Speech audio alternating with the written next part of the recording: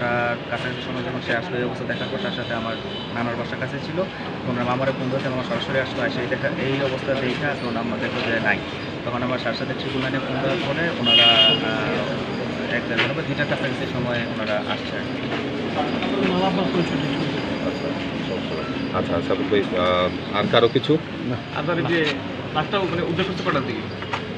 লাস্টটা যে নিয়ে আসছে যে 7টার দিকে, মানে সকালে? সকাল, হ্যাঁ, ওনারা নিয়ে আসছে এখানে এখনো কি অবস্থায় আছে। সাবিক ভাই, কোন জায়গায় আছে লাশ এখন?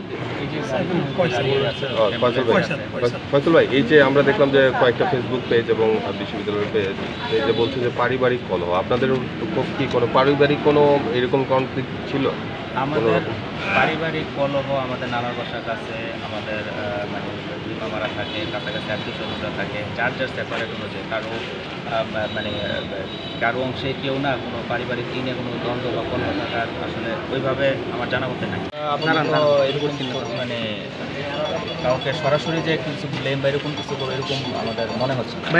এটা অন্যভাবে নেবেন না, আপনার মানে বোন বা ফ্যামিলির কারো করে মানে পাশবিক দিয়ে নির্যাতন এমন কোনো ঘটনা ঘটছে কিনা?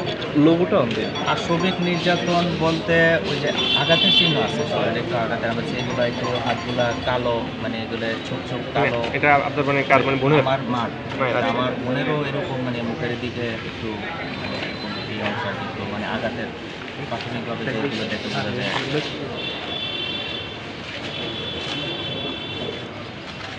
মানে এমন আপনাদের সাথে মানে কাদার কোনো কাদা বা কারণে এমনটা হতে পারে? আমাদের জানা মতো এরকম কোনো, আমি নিজেও থাকি না, আমার ভাইও সকালে যায়, মানে তার সাথে যে আমরা একটু বেশি কোথাও যে মানে একটা আগ বাড়িয়ে কোনো কিছু বলতে যাবো এরকম সময়টাও আমাদের নেই। আমাদের এরকম শত্রু থাকার মানে আমরা আপাতত সেটা দেখতেছি না যে আসলে কোনো শত্রু আমাদের সরাসরি।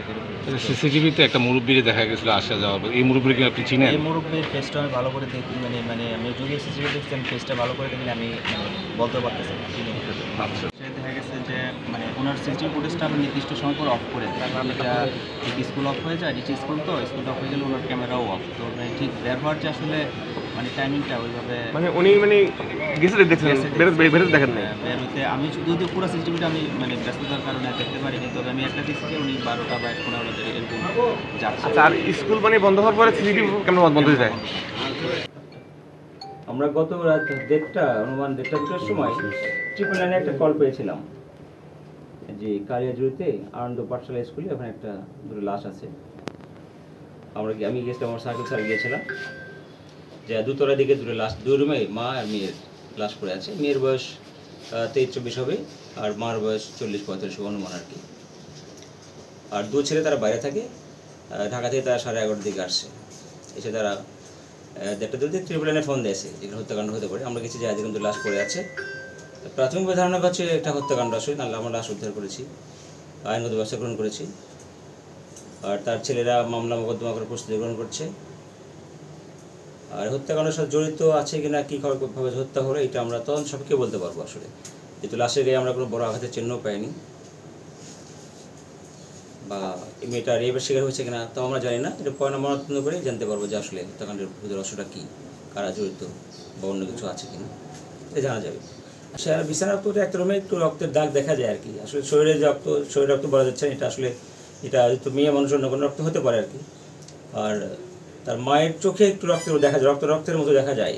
আর মেয়ের গায়ে আঘাতের কোনো চিহ্ন পাওয়া যায়নি। গলায় ছোটো কালো একটা দাগ আছে মেয়েটার গায়ে, আর মায়ের গায়ে চোখের একটু রক্তের দাগ দেখা যায় আর কি। এছাড়া আঘাতের কোনো গুরুত্বপূর্ণ হচ্ছে আমরা পাইনি, গুরুতর কোনো আঘাত বা জখম হচ্ছে মনে হয় না। সিসিটিভি ক্যামেরা পেয়েছি, স্কুলের সিসিটিভি ক্যামেরা আমরা পর্যবেক্ষণ করতেছি আমরা, যে একজন লোক যাতায়াত করছে স্কুলের, একটা স্কুল এবং ওখানে নির্মাণাধীন বিল্ডিংয়ের শ্রমিকেরাও আছে এখানে, আবার সামনে দোকানদারও আছে। আসলে এই ব্যক্তি কে বা কে এরকম খুঁজে অনুসন্ধান করে বের করবো আমরা। আসলে প্রাথমিকভাবে কি মনে হচ্ছে পুরো বিষয়টা? প্রাথমিক মনে হচ্ছে একটা হত্যাকাণ্ড হতে পারে আর কি। আসলে এটা শ্বাসরোধ করে হত্যাকাণ্ড হতে পারে, অন্য কোনোভাবে হতে পারে। এটা ময়নাতদন্ত করার রিপোর্ট ছাড়া আমরা কিছু বলতে পারছি না আসলে, যেহেতু শরীরে কোনো বড় ধরনের জখমের চিহ্ন পাইনি আমরা আসলে।